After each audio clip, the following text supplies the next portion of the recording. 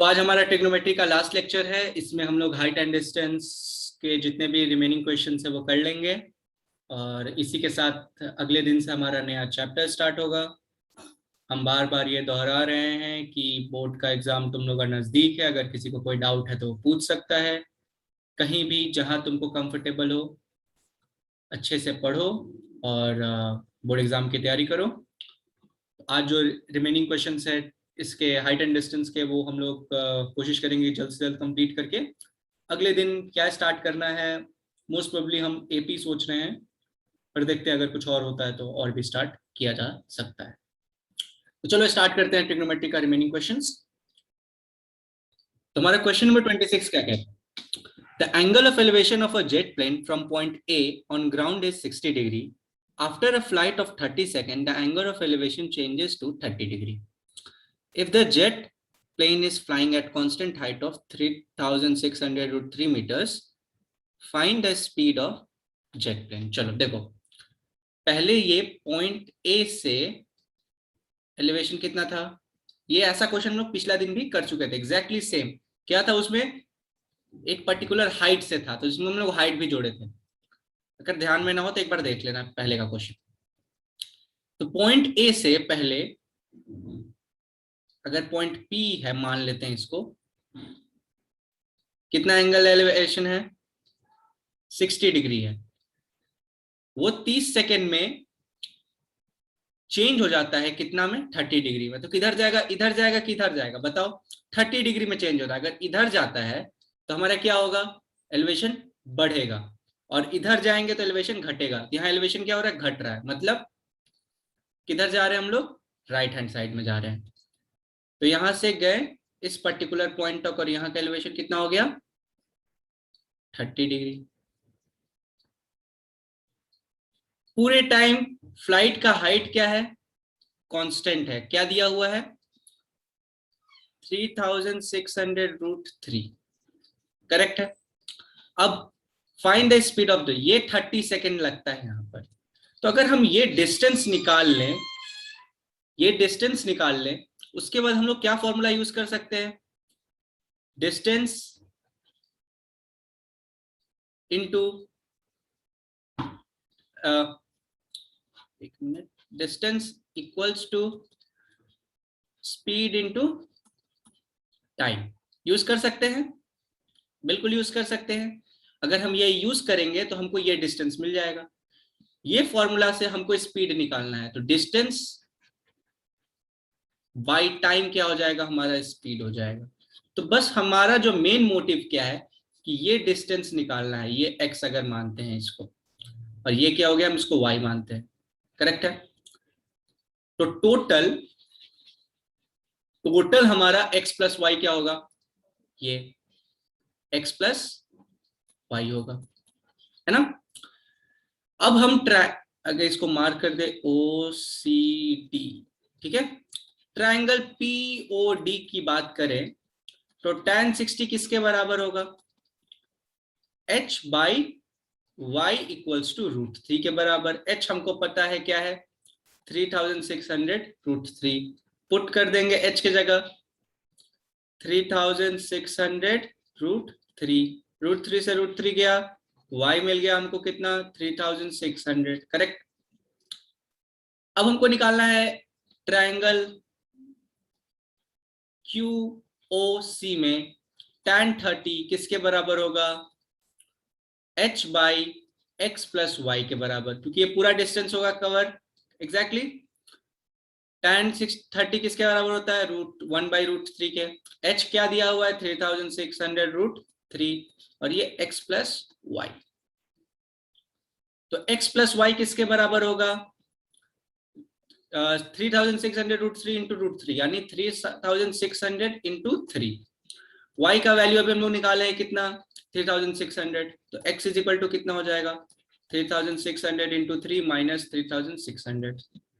3600 common ले लेंगे तो 3 माइनस 1 इक्वल्स टू 2 इंटू 3600, जो कि आएगा 7200। करेक्ट है। तो हमको यहां से क्या मिल गया? 7200 मिल गया x का। अब हमको बेसिकली क्या निकालना है? स्पीड निकालना है। तो स्पीड क्या अभी हम लोग जस्ट देखे थे? Distance by time. डिस्टेंस क्या आया 7200। स्पीड किस में चाहिए, यहाँ लिखा नहीं हुआ है, किलोमीटर में चाहिए कि मीटर में चाहिए, और हमारा पूरा डिस्टेंस क्या है, मीटर में है, तो मीटर पर सेकेंड में हम लोग स्पीड निकालेंगे। मीटर पर सेकेंड में स्पीड निकला बाई 30 ना, बाई 30 कर दिए, कितना आया 2 × 140, यानी 240 मीटर पर सेकेंड स्पीड आया हमारा। चेक कर ले,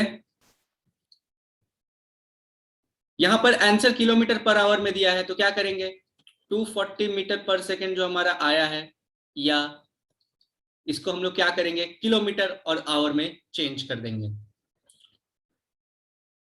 तो 240 इंटू मीटर में, तो किलोमीटर में करने के लिए क्या करेंगे हम लोग 1000 से डिवाइड कर देंगे, और ये पर सेकेंड है तो सेकेंड को आवर में चेंज करने से क्या करेंगे 60 इंटू 60 से मल्टीप्लाई कर देंगे। तो अब ये क्या हो गया किलोमीटर पर आवर में हो गया।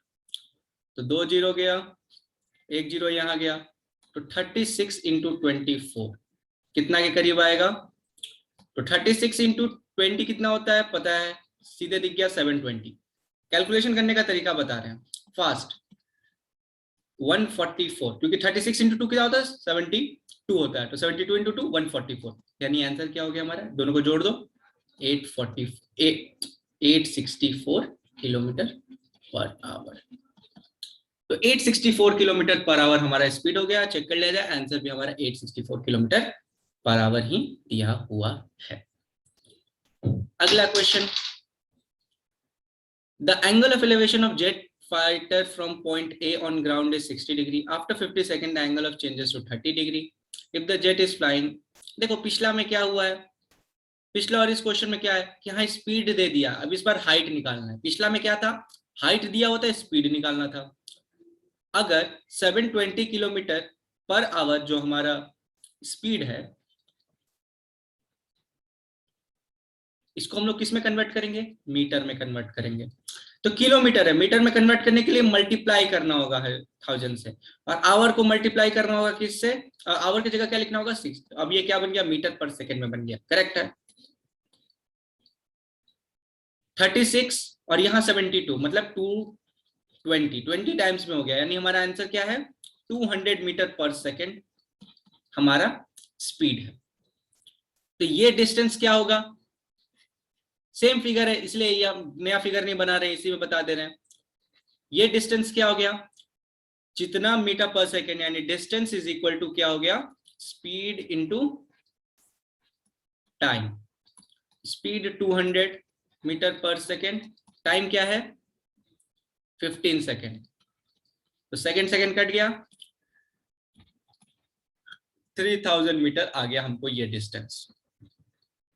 ये डिस्टेंस हमको 3000 मिल गया। इसको फिर से हम x मान रहे हैं, जैसे पिछला में हम लोग y माने थे, कोई फर्क नहीं पड़ता, कुछ भी मान लो। तो सबसे पहले किस ट्रायंगल का बात करेंगे हम लोग, ट्रायंगल OBM का बात करेंगे। तो tan 30 किसके बराबर आ रहा है, h/x प्लस 3000 के बराबर, करेक्ट है। दूसरा ट्रायंगल क्या हमारा AOL किसके बराबर आएगा triangle, h/x is equal to tan 60, मतलब x किसके बराबर आ रहा है h tan 60, यानी h/√3, करेक्ट है। अब इस इक्वेशन में आते हैं हम लोग वापस, और यहां पर हम लोग x को रिप्लेस कर देंगे h जो हम लोग जस्ट लिखे थे h/√3 से। क्यों करेंगे, क्योंकि हमको x निकालने की जरूरत ही नहीं है, h निकालना है बेसिकली, हाइट है ना। तो 1/x plus 3000 equals to h√3, h/√3 से रिप्लेस कर दिए, ठीक है, प्लस 3000 इक्वल्स टू h√3, इसको भेज देंगे उस साइड, तो 3000 इक्वल्स टू किसके बराबर आएगा h√3 माइनस h/√3 के। √3 क्या हुआ हमारा LCM, यानी 3h माइनस h यानी 2h, करेक्ट। 3000 के बराबर आ गया, 2h से ये 1500 हो गया, तो यानी h हमारा किसके बराबर आ गया 1500 √3 के बराबर आ गया। चेक कर लिया जाए। 1500 रूट 3 के बराबर आ गया। रूट 3 का वैल्यू 1.732 होता है, पुट कर लेंगे तो हमारा वैल्यू आ जाएगा 2598 के बराबर अप्रोक्स आ जाएगा। ठीक है, अगले क्वेश्चन में बढ़ते हैं। अगला क्वेश्चन क्या कह रहा है?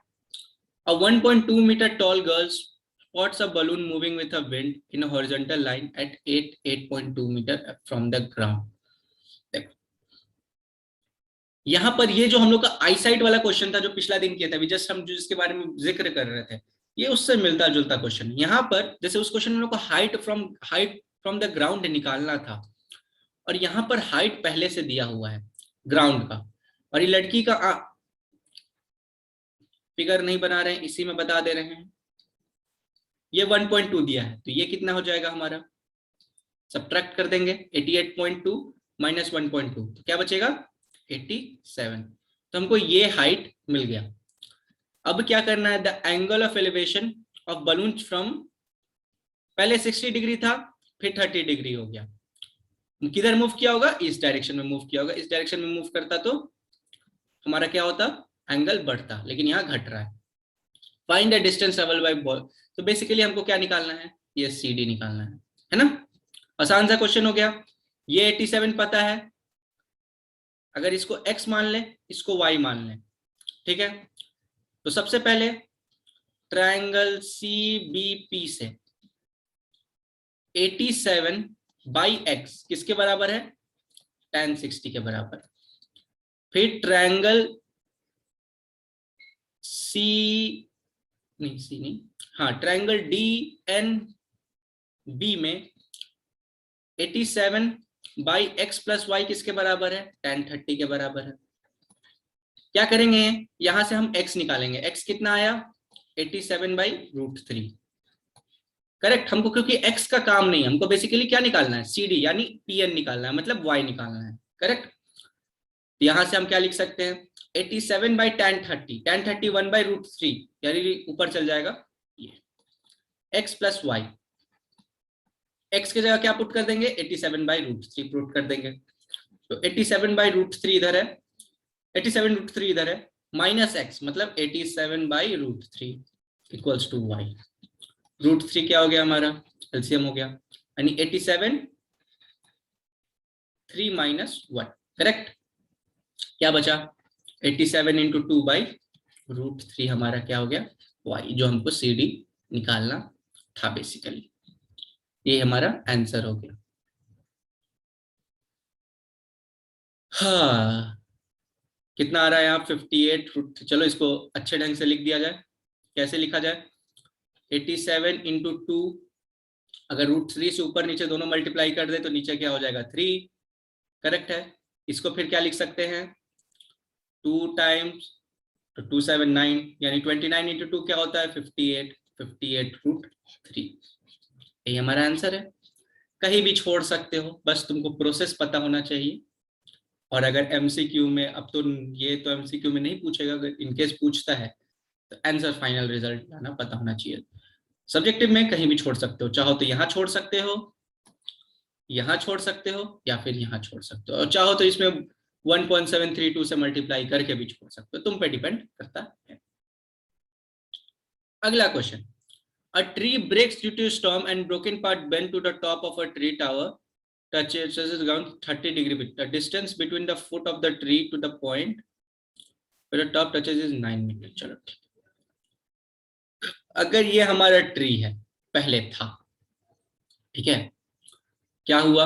ट्री के साथ दुर्घटना हुआ, ट्री हमारा टूट गया, ठीक है, और क्या एंगल बना रहा है ट्री? 30 डिग्री बना रहा है। और जितना ऊपर पोर्शन था वही पोर्शन यहाँ आ जाएगा। अगर ये A और B लिखते हैं और ये C लिखते हैं, तो जो BC का लेंथ था वही AB का लेंथ होगा, क्योंकि वही टूट के क्या ग्राउंड पर टच कर रहा है। करेक्ट है। तो 30 डिग्री बना रहा है, यानी अगर हम इसको मानते हैं, जैसे इस फिगर में माना है Y, तो इसको भी मानेंगे हम लोग Y। करेक्ट है। अब क्या दिया हुआ है कि ग्राउंड जहां टच कर रहा है ये पॉइंट से ये पॉइंट का जो डिस्टेंस है वो 9 मीटर। वेरी गुड, 9 मीटर अच्छा है।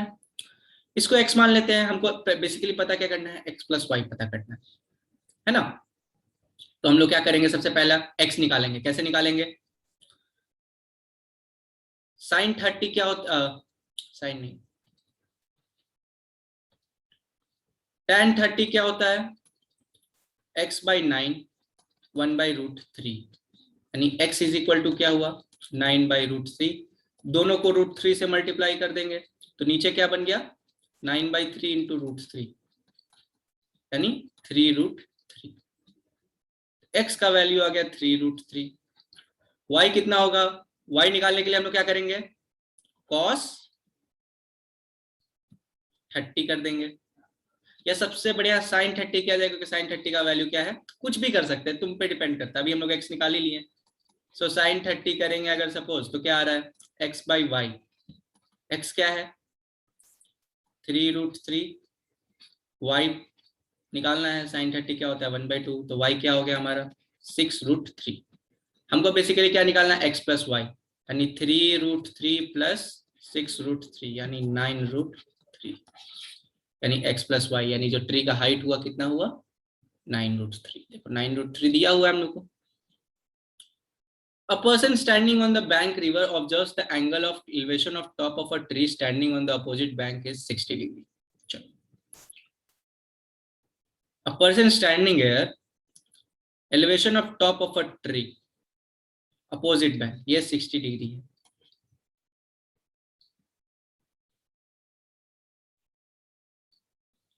When he moves 30 metre away from the bank, अगर इधर जाएंगे 30 मीटर, इधर भी जा सकते हैं, अवे बोल दिया तो हम लोग इधर जाना है, क्या हो गया हमारा एंगल ऑफ एलिवेशन क्या होगा, कम हो जाएगा। और वहीं दिखा हुआ है यहाँ पर 30 डिग्री, मतलब सही बोल रहा है, अवे जा रहा है।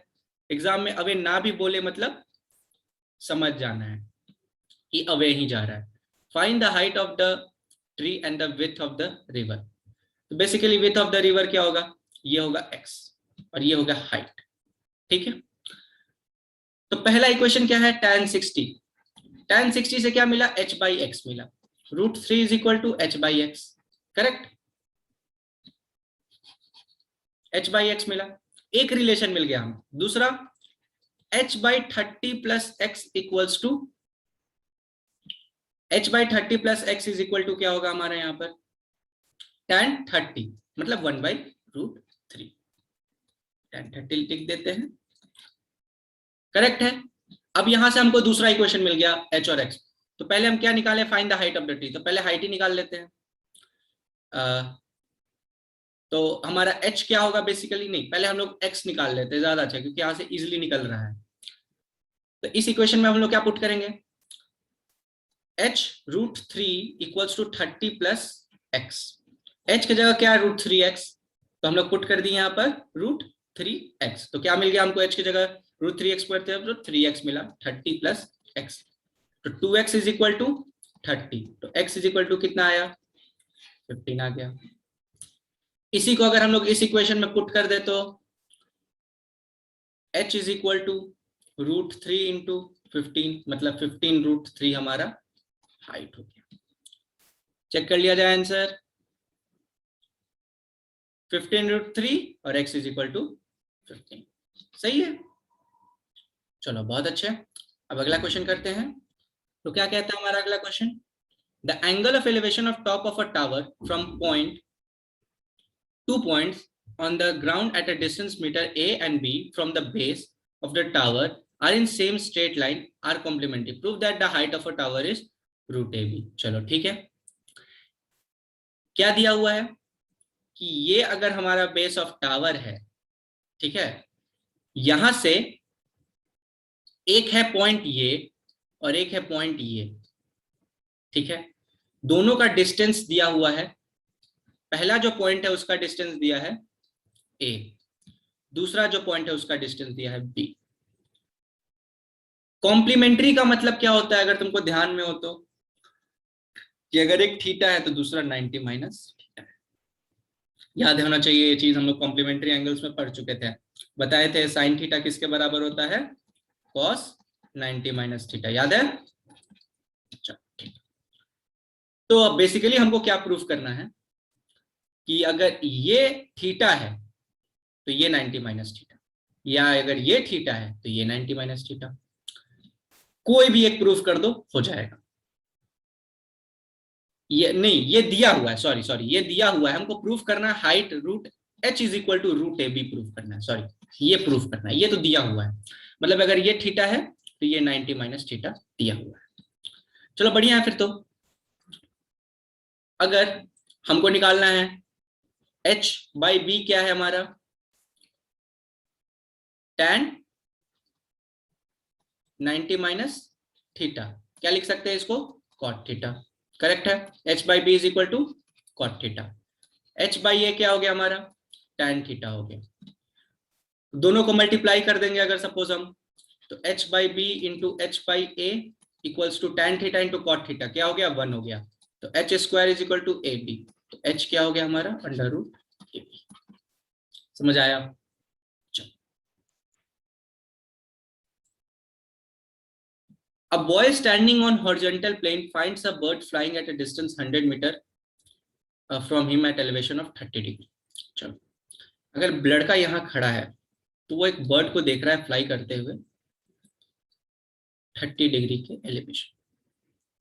A girl standing on the roof of a 20 meter high find the elevation of the same to be 45 degree।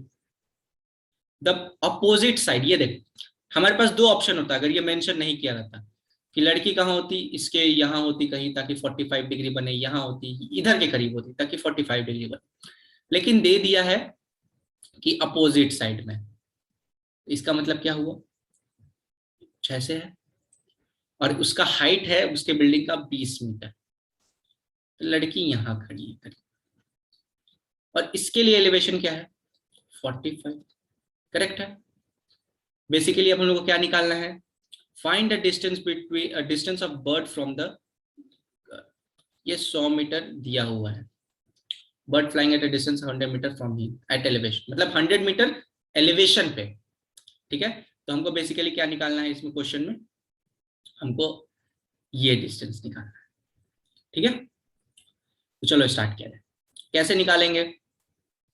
सबसे पहले हम लोग क्या निकाल लेंगे, ये इसको ओ A B C D E, सबसे पहले हम लोग ओ ए निकालेंगे। क्यों ओ ए निकालेंगे, क्योंकि हमको बी डी पता है 20 मीटर है, अगर हम ओ ए निकालेंगे और 20 मीटर सब्ट्रैक्ट कर देंगे तो हमको ओ ए मिल जाएगा, और ओ ए मिल गया तो हम एक्स निकाल लेंगे आराम से, करेक्ट है। तो ओ ए क्या होगा यहाँ पर हमारा, तो हम जानते हैं O A by O C equals to क्या हो गया हमारा साइन 30, करेक्ट। ओ सी कितना दिया है 100, तो ओ ए क्या हो गया हमारा 1/2 इंटू 100 यानी 50, तो ये ओ ए हमारा हो गया 50, यानी ओ ई क्या होगा 50 माइनस 20 मतलब 30, तो ये डिस्टेंस 30 हो गया, ये भी 30 हो गया, ये 90 डिग्री पाइथागोरस से भी निकाल सकते हैं, 30 स्क्वायर प्लस 30 स्क्वायर का अंडर रूट, या फिर हम लोग अभी साइन कॉस में पढ़ रहे हैं तो उससे भी, क्योंकि प्रूफ कुछ भी तरीके से निकाल लो, जैसे कि तुम चाहो तो ओडी क्या होगा 30 square plus 30 square Pythagoras theorem से, या फिर सीधे लिख सकते हो साइन 45 इक्वल्स टू क्या होगा 30/x, तो x क्या हो गया हमारा 30√2, सिंपल है, कुछ भी लिख सकते हो। तो 30√2 आ गया हमारा आंसर, यानी 42.3, अगर 1.41 से रिप्लेस करते हैं √2 को।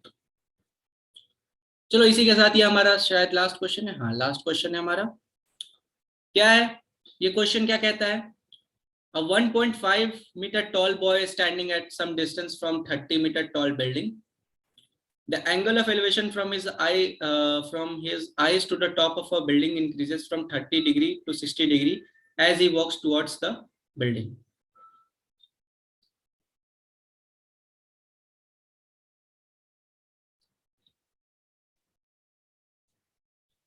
देखो क्वेश्चन में क्या दिया है, a 1.5 meter tall boy standing at some distance from a 30 meter tall building, तो बिल्डिंग का हाइट जो है वो 30 मीटर और लड़का का क्या है 1.5, तो ये डिस्टेंस क्या है 30 मीटर,